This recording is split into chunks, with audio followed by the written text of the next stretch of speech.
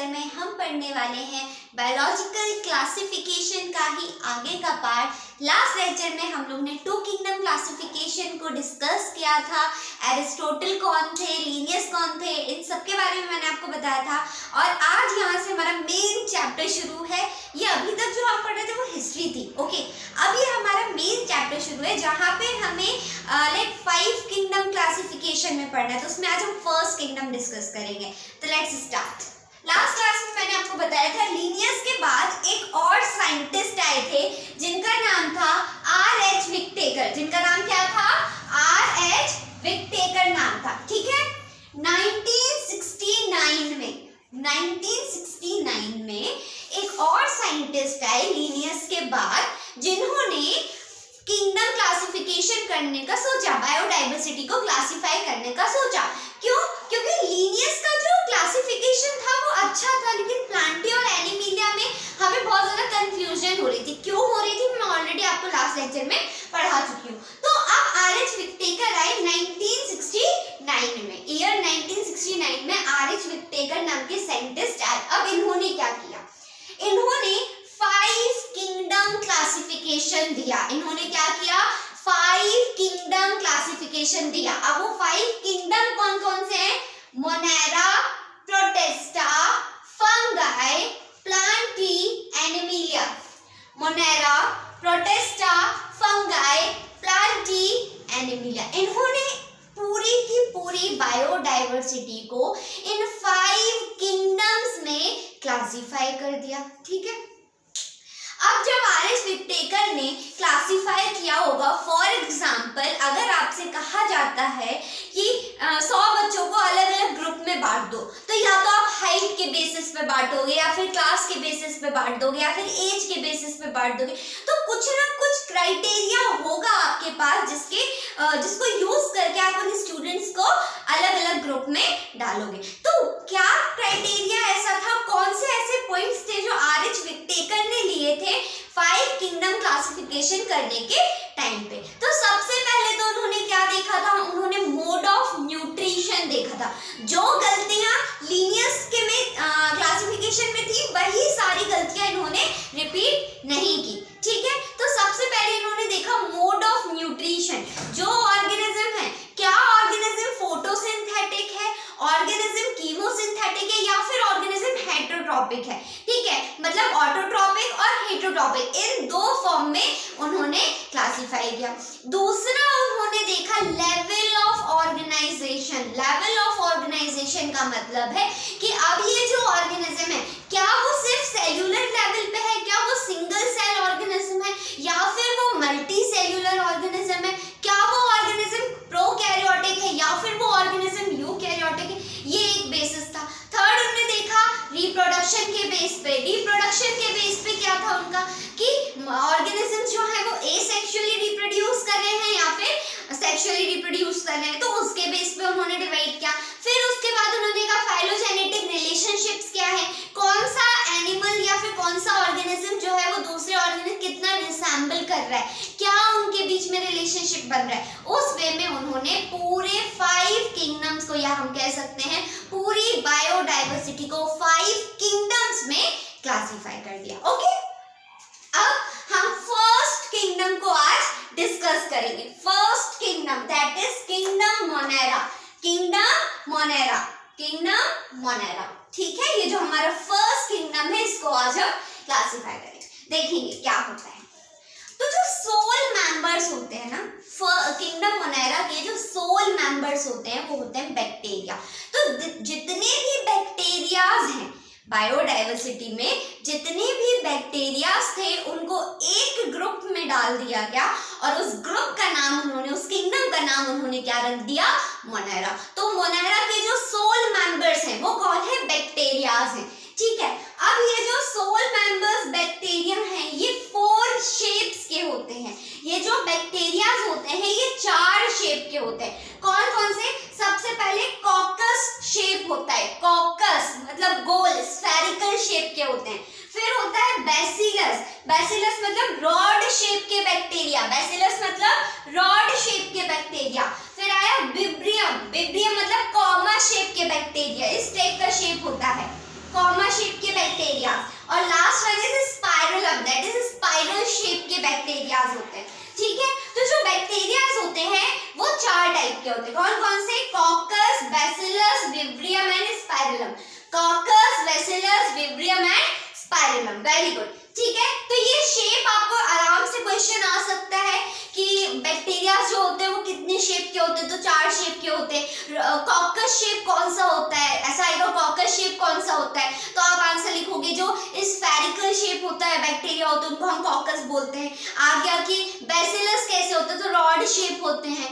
फिर विब्रियो कैसे होते हैं, तो कॉमा शेप्ड होते हैं। स्पाइरलम कैसे होते हैं, तो स्पाइरल शेप के होते हैं। ठीक है, photosynthetic autotrophs, chemosynthetic autotrophs and heterotrophs. अब कुछ बैक्टीरिया जो होते हैं वो फोटोसिंथेटिक ऑटोट्रॉप्स होते हैं, मतलब अपना खाना खुद बना रहे हैं। ऑटोट्रॉप्स मतलब अपना खाना खुद बना रहे हैं, प्लस ये जो है मतलब फोटोसिंथेसिस करके अपना खाना बना रहे हैं। कीमोसिंथेटिक्स केमिकल एनर्जी का यूज करके खाना बनाने, और हेटेरोट्रॉप्स किसी और पे डिपेंड है, पैरासाइट्स।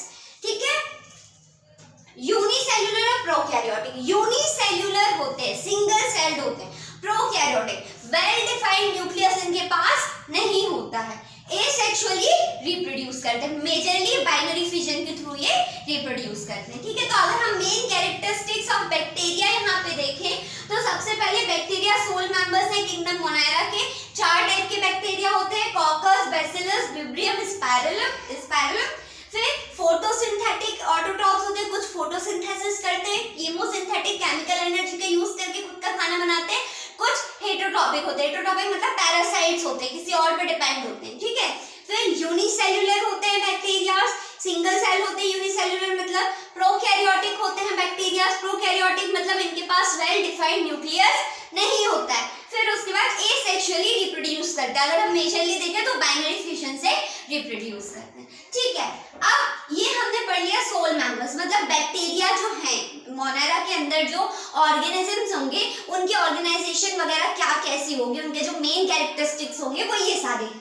ठीक है, अब हम पढ़ेंगे कि ये जो किंगडम मोनायरा है उसको 2 फाइलम में आर.एच. विक्टेकर ने कन्वर्ट कर दिया था।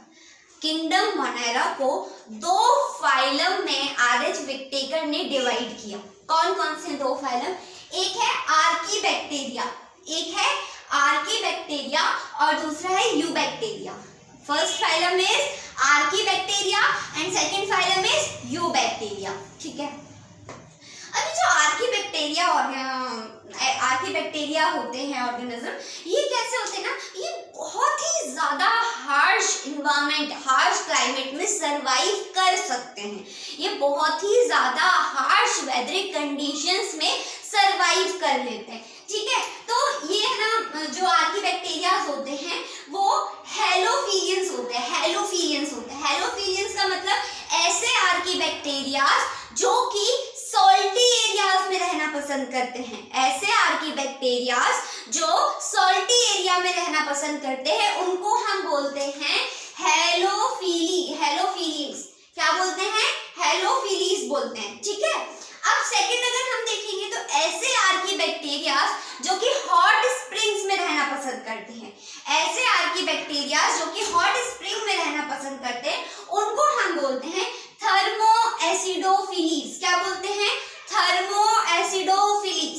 ठीक है, नेक्स्ट ऐसे आर्कीबैक्टीरियाज जो मार्शी एरियाज का मतलब होता है दलदल वाली जगह पे रहते हैं, उनको हम बोलते हैं मैथेनोजेंस। क्या बोलते हैं? मैथेनोजेंस बोलते हैं। ठीक है, तो 3 टाइप के आर्कीबैक्टीरियाज यहाँ पे हमको पता चल गए। कौन कौन से? सबसे पहले ऐसे आर्कीबैक्टीरियाज जो एक्सट्रीम सॉल्टी कंडीशन में रहना पसंद करते हैं, मतलब ऐसे एरिया में रहना पसंद करते हैं जहाँ पे बहुत ज्यादा सॉल्ट हो, तो उनको हम क्या बोलते हैं? हेलोफिलीज बोलते हैं। क्या बोलते हैं? हेलोफिलीज बोलते हैं। अब ऐसे आर्कीबैक्टीरियाज जो हॉट स्प्रिंग्स में रहना पसंद करते हैं, ऐसी जगह पे रहना पसंद करते हैं जहां बहुत ज्यादा गर्म हो, तो उनको हम बोलते हैं थर्मोएसिडोफिलीज। क्या बोलते हैं? थर्मोएसिडोफिलीज। ओके, अब ऐसे आर्कीबैक्टीरियाज जो मार्शी एरियाज, दलदल वाले एरिया में रहना पसंद करते हैं, उनको हम बोलते हैं मैथेनोजेंस। क्या बोलते हैं? मैथेनोजेंस बोलते हैं। तो what are the 3 examples of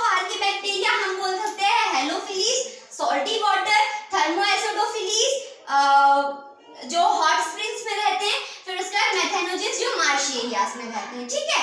अब उसके बाद इनके पास जो सेल, अब एक बात बताइए, बहुत ज्यादा हॉट स्प्रिंग में या फिर सॉल्टी एरिया में या फिर मार्शी एरियाज में हम मतलब ह्यूमन बीइंग्स भी जो कि बहुत ही ऑर्गेनाइज्ड, हमारी लेवल ऑफ ऑर्गेनाइजेशन बहुत अच्छी है, उसके बाद भी हम सरवाइव नहीं कर सकते। तो एक ऐसा बैक्टीरिया जिसकी सेल वॉल जो है, जो कि एक सिंगल सेल ऑर्गेनिज्म है, जिसके पास टिश्यूज भी नहीं है, वो कैसे इन एक्सट्रीम कंडीशंस में सरवाइव कर पा रहे हैं? उनके पास सेल वॉल होती है। उनके पास क्या होता है? सेल वॉल होती है, जो कि पॉलीसैकेराइड से एंड प्रोटीन से बनी हुई होती है। आर्कीबैक्टीरियाज की जो सेल वॉल होती है वो पॉलीसैकेराइड्स एंड प्रोटीन से बनी हुई होती है, और ये बहुत ही ज्यादा टफ होती है नेचर में, बहुत ही ज्यादा रिजिड होती है नेचर में। That is why archaebacterias are able to survive in any kind of weatheric conditions, ठीक है। तो पॉलीसैकेराइड एंड प्रोटीन से क्या बनी हुई है? आर्कीबैक्टीरियाज की सेल वॉल बनी है, ओके।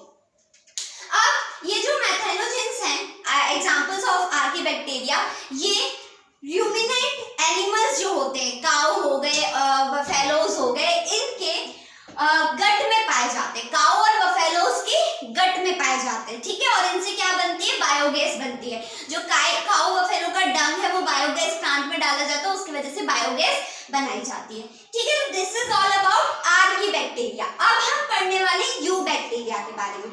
जो आर.एच. विटेकर थे, उन्होंने मोनेरा किंगडम को दो फाइलम में डिवाइड किया था। First phylum is archaebacteria, first phylum is archaebacteria. तो आर्कीबैक्टीरिया को हम डिस्कस कर चुके हैं। The second phylum is eubacteria, second phylum is eubacteria. अब यूबैक्टीरियाज क्या होते हैं? यूबैक्टीरियाज ऐसे बैक्टीरियाज होते हैं जिनको हम ट्रू बैक्टीरिया कहते हैं। क्या कहते हैं? ट्रू बैक्टीरियाज कहते हैं, ठीक है। अब इनके पास एक स्पेशल कैरेक्टरिस्टिक होता है। इनके पास क्या होता है? यूबैक्टीरियाज के पास एक मोबाइल फ्लैजिलम प्रेजेंट होता है। क्या प्रेजेंट होता है? मोबाइल फ्लैजिलम प्रेजेंट होता है, जिसके वजह से वो एक जगह से दूसरी जगह तक मूव कर सकते हैं, ठीक है। देन रिजिड सेल वॉल, इनके पास की जो सेल वॉल होती है वो बहुत ज्यादा रिजिड होती है। काय से बनी होती है? पेप्टिडोग्लाइकन से बनी होती है। काय से बनी होती है? पेप्टिडोग्लाइकन से बनी हुई होती है, ठीक है। तो तीन कैरेक्टरिस्टिक्स आपको क्या पता चले? सबसे पहले तो जो यू बैक्टीरिया होता है उसको हम ट्रू बैक्टीरियाज कहते हैं। इनके पास मोबाइल फ्लैजिलम प्रेजेंट होता है, जो कि एक जगह से दूसरी जगह जाने में हेल्प करता है। थर्ड वन इज इनके पास रिजिड सेल वॉल होती है, पेप्टिडोग्लाइकन से बनी हुई, ठीक है। अब जो हमारे यूबैक्टीरियाज होते हैं, इनके पास क्लोरोफिल होता है। यूबैक्टीरियाज जो होते हैं, इनके पास क्लोरोफिल होता है। इस रीजन की वजह से यूबैक्टीरियाज को फोटोसिंथेटिक ऑटोट्रॉप्स भी कहा जाता है। जो हमारे यूबैक्टीरियाज होते हैं, इनके पास क्लोरोफिल होता है। That's why the reason is इनको फोटोसिंथेटिक ऑटोट्रॉप्स कहा जाता है, ठीक है।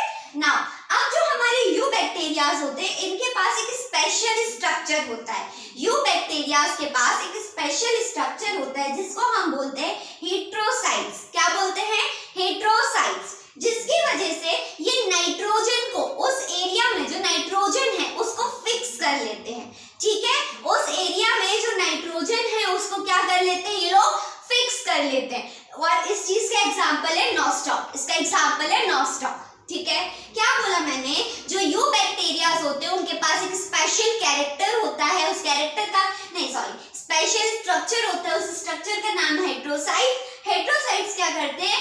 यूबैक्टीरियाज को नाइट्रोजन फिक्सेशन में हेल्प करते हैं उस पर्टिकुलर एरिया की। इसका एग्जाम्पल है नॉस्टॉक, ओके। तो आज के लेक्चर में हमने सबसे पहले पढ़ा आर.एच. विटेकर ने 5 किंगडम क्लासिफिकेशन किया था, किस क्राइटेरिया को यूज किया था वो भी मैंने आपको बताया। उसके बाद हम लोग पूरा का पूरा किंगडम मोनेरा पढ़ चुके हैं। तो किंगडम मोनेरा में इसके बाहर एक भी आंसर नहीं आने वाला है, एक भी क्वेश्चन नहीं आने वाला है एक्चुअली। एंड मैंने अपने टेलीग्राम चैनल पे डेली प्रैक्टिस शीट अपलोड की है, डेली आपको वहां पे मिलेगी, लिंक डिस्क्रिप्शन बॉक्स में है, प्लीज चेक इट आउट। बहुत बहुत अच्छे और इम्पोर्टेंट प्रीवियस ईयर क्वेश्चंस मैंने उसमें डाले हुए हैं, और तब तक के लिए बस पढ़ते रहिए। और आई प्रॉमिस इस चैप्टर को मैं बहुत इजी बना दूंगी आपके लिए। And all the very best, thank you.